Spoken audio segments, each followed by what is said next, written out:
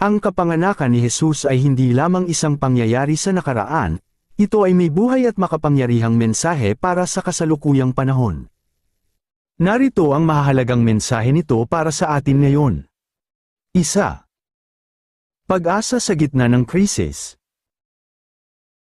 Ipinanganak si Jesus sa isang hamak na sabsaban, sa panahong puno ng takot, pang-aapi, at kaguluhan.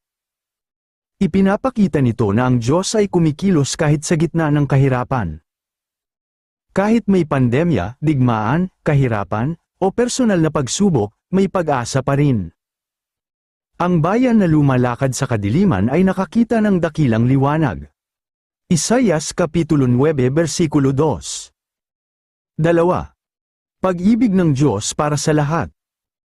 Hindi sa palasyo ipinanganak si Jesus kundi sa isang sabsaban, malapit sa mga dukha at karaniwang tao. Ang pag-ibig ng Diyos ay para sa lahat, mayaman man o mahirap, sikat man o hindi.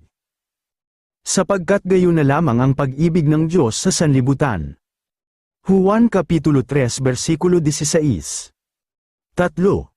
Kapayapaan sa isang magulong mundo. Ipinahayag ng mga anghel. Kapayapaan sa lupa sa mga taong kinalulugdan ng Diyos. Sa mundong puno ng galit, hidwaan, at karahasan, si Jesus ang tunay na pinagmumulan ng kapayapaan, hindi lamang panlabas, kundi sa puso. 4. Kababang loob at tunay na kadakilaan.